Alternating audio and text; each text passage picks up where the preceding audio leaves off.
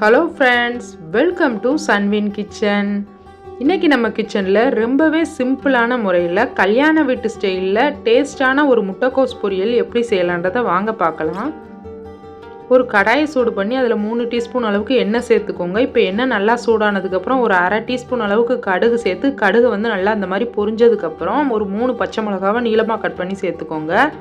இப்போ கொஞ்சோண்டு கருவேப்பிலை சேர்த்துட்டு ஒரு பெரிய வெங்காயத்தை சின்னதாக கட் பண்ணி அதையும் சேர்த்துட்டு இந்த காய் எல்லாத்துக்கும் தேவையான அளவு உப்பு சேர்த்துக்கோங்க. இப்போ நம்ம இதை ஒரு 5 நிமிஷம் மட்டும் நல்லா வதக்கினா போதும். லைட்டாக கலர் சேஞ்ச் ஆகையும் நம்ம முட்டைக்கோஸை சேர்த்துடலாம். இப்போ பாருங்கள், வெங்காயம் நல்லா வதங்கிருச்சு. இப்போ இதில் நம்ம கட் பண்ணி வச்சுருக்க முட்டைக்கோஸை சேர்த்துக்கோங்க. நல்லா பொடுசாக கட் பண்ணி வச்சுக்கோங்க, அப்படின்னா தான் நல்லா டேஸ்ட்டாக இருக்கும். இது கூடயே நம்ம ஒரு சின்ன கேரட்டை அதையும் கட் பண்ணி சேர்த்துக்கோங்க.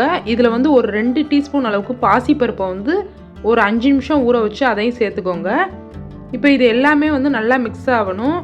நம்ம சேர்த்துருக்க உப்பு இந்த காயில் எல்லாமே படுற மாதிரி எல்லாமே நல்லா கலந்து விட்டுக்கோங்க.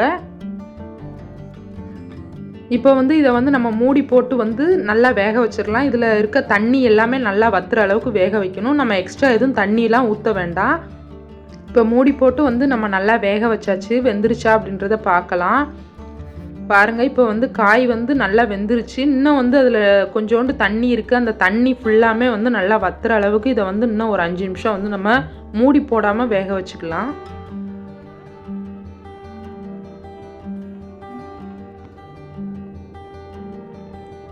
இப்போ இந்த முட்டைக்கோஸ் பொரியல் ரெடி ஆயிடுச்சு. இதில் தண்ணி எதுவுமே இல்லாமல் நல்லா ட்ரையாக இருக்குது. இந்த ஸ்டேஜில் நீங்கள் ஸ்டவ்வை ஆஃப் பண்ணிடுங்க. ஸ்டவ்வை ஆஃப் பண்ணதுக்கு அப்புறம் தான் இதில் தேங்காய் துருவல் சேர்க்கணும். இந்த கூட்டுக்கு எந்த அளவுக்கு உங்களுக்கு தேவையோ அந்த அளவுக்கு தேங்காய் துருவல் சேர்த்துக்கோங்க. சின்னதாக கட் பண்ணி வச்சுருக்க கொத்தமல்லி தலையும் சேர்த்துக்கோங்க.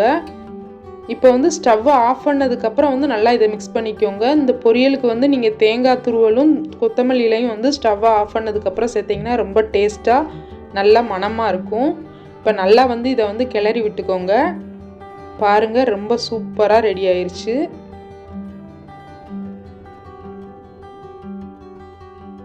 கல்யாண வீட்டு ஸ்டைல் முட்டைக்கோஸ் பொரியல் ரெடி ஆயிடுச்சு. இது சாம்பார் சாதம், ரசம் சாதம் கூடலாம் ரொம்ப டேஸ்ட்டாக இருக்கும் சாப்பிட்றதுக்கு. இதே மெத்தடில் கண்டிப்பாக செஞ்சு பாருங்கள். செஞ்சு பார்த்துட்டு எப்படி இருந்துச்சு அப்படின்றத மறக்காமல் சொல்லுங்கள். இந்த வீடியோ உங்களுக்கு பிடிச்சிருந்தா மறக்காமல் இந்த வீடியோவுக்கு ஒரு லைக் பண்ணிடுங்க. என்னோட சேனல் உங்களுக்கு பிடிச்சிருந்தா மறக்காமல் என்னோட சேனலை சப்ஸ்கிரைப் பண்ணிக்கோங்க. தேங்க்யூ.